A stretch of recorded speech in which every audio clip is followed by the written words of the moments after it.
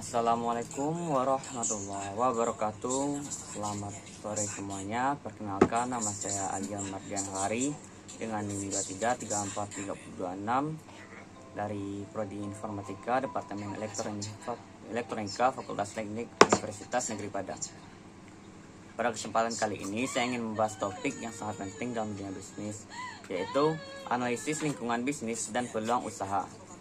Dalam era yang penuh tantangan dan perubahan seperti sekarang ini, pemahaman mendalam tentang lingkungan bisnis menjadi kunci keberhasilan bagi setiap wirausahawan.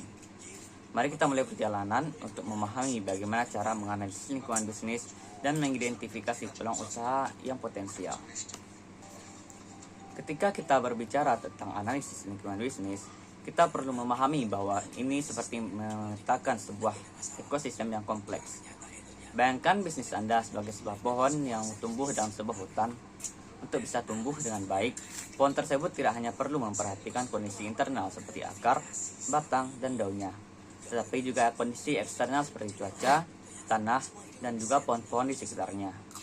Dalam konteks bisnis, lingkungan internal mencakup semua elemen yang berada di dalam kendali langsung organisasi, dimulai dari pemilik bisnis yang berperan sebagai arsitek yang merancang visi dan arah perusahaan.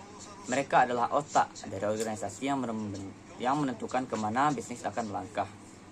Para pengelola bertindak sebagai eksekutor dan menerjemahkan visi tersebut ke dalam tindakannya, mengatur strategi dan taktik operasional sehari-hari.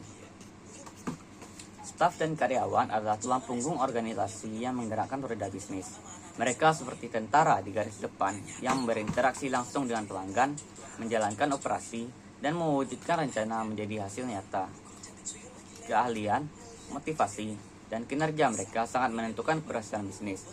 Lingkungan fisik organisasi yang tak kalah penting ini mencakup lokasi bisnis, peralatan, teknologi, dan infrastruktur yang mendukung operasional. Semua ini harus dikelola dan dioptimalkan untuk mencapai efisiensi maksimal. Sekarang kita beralih ke lingkungan eksternal. Kompleksitasnya jauh lebih tinggi karena berada di luar kendali langsung kita. Dalam lingkungan mikro, kita berhadapan dengan pelanggan yang semakin cerdas dan demanding. Mereka tidak hanya mencari produk atau jasa yang bagus, tapi juga menggunakan pengalaman yang memuaskan dan nilai tambah yang berarti. Pesaing bukan hanya datang dari industri yang sama, tapi juga dari industri lain yang menawarkan solusi yang alternatif. Misalnya, bisnis transportasi konvensional ini harus bersaing dengan aplikasi ride hailing. Pemasok dan partner strategis juga memainkan peran penting. Dalam era globalisasi seperti sekarang, gangguan pada rantai pasok di suatu negara bisa berdampak signifikan pada operasi di negara lain. Kita telah melihat bagaimana prinsip chip semikonduktor mempengaruhi berbagai industri di seluruh dunia. Partner strategis bisa menjadi sebuah sumber kekuatan sekaligus kelemahan, tergantung bagaimana kita mengelola hubungan tersebut.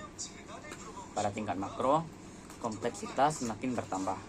Regulator dan pemerintah harus mengembangkan kebijakan dan regulasi baru yang harus kita patuhi. Misalnya, regulasi tentang privasi data seperti GDPR di Eropa telah mengubah cara perusahaan mengelola data pelanggan. Lembaga non-pemerintah seperti Asosiasi Industri, LSM, atau bahkan aktivis lingkungan juga mempengaruhi operasi bisnis kita. Sekarang mari kita telisik lebih dalam faktor-faktor yang mempengaruhi bisnis. Yang pertama, lingkungan.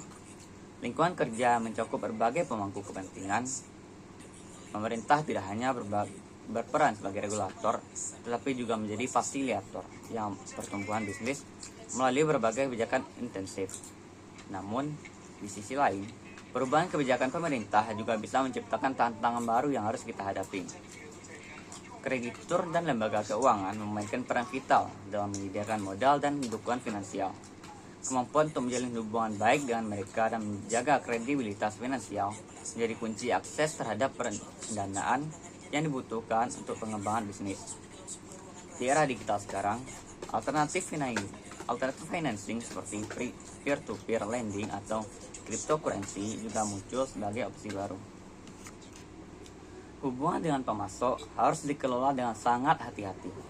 Mereka bukan sekedar penyedia barang atau jasa, tetapi bisa menjadi mitra strategis dalam menciptakan nilai tambah. just-in-time inventory. Misalnya, hanya bisa berhasil jika ada koordinasi yang sangat baik dengan pemasok. Karyawan juga bukan sekedar pekerja, tapi aset berharga yang perlu dikembangkan potensinya dan dijaga motivasinya. Faktor teknologi juga memiliki peran yang semakin dominan. Teknologi manufaktur terus berkembang dengan hadirnya industri 4.0, artificial intelligence atau AI, dan robotika. Ini membutuhkan peluang untuk peningkatan efisiensi dan kualitas produksi, tetapi juga menuntut investasi dan adaptasi yang tidak mudah. Teknologi komunikasi dan sistem informasi yang telah mengubah cara bisnis berinteraksi dengan pelanggan dan mengelola operasinya. Aspek sosial budaya juga sangat penting untuk dipahami. Setiap masyarakat memiliki nilai-nilai dan adat istiadat yang berbeda. Apa yang berhasil di suatu tempat belum tentu cocok di tempat lain.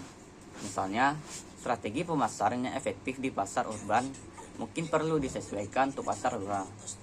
Perubahan demografi seperti aging population di beberapa negara atau bonus demografi di negara lain juga menciptakan tantangan dan peluang yang berbeda.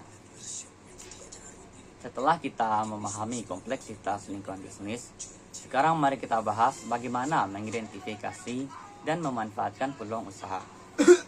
Peluang usaha muncul dari berbagai sumber, tetapi yang paling umum adalah dari adanya masalah yang membutuhkan solusi.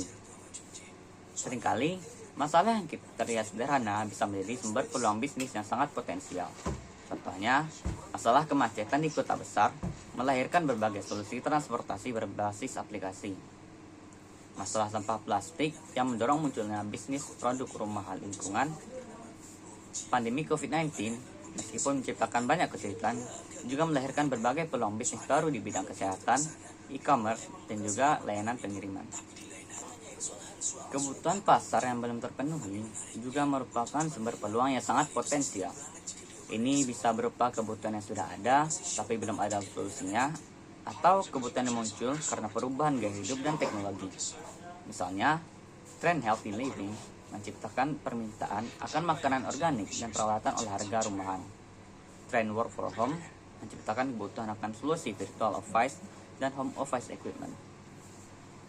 Keinginan konsumen yang tak terbatas bisa menjadi sumber peluang, terutama jika kita bisa menciptakan produk atau jasa yang lebih baik, lebih nyaman, atau lebih terjangkau dari yang sudah ada. Misalnya Netflix yang mengubah cara menikmati hiburan dengan menawarkan streaming konten yang lebih nyaman dan terjangkau dibanding cara tradisional. Dalam mengembangkan ide wirausaha, kreativitas dan inovasi menjadi sangat penting.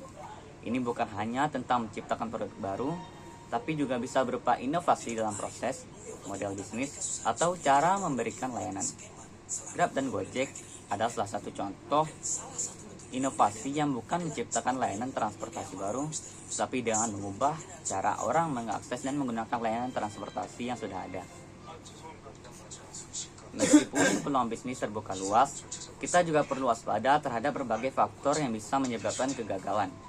Data dan informasi yang tidak lengkap atau tidak akurat seringkali menjadi akar masalah.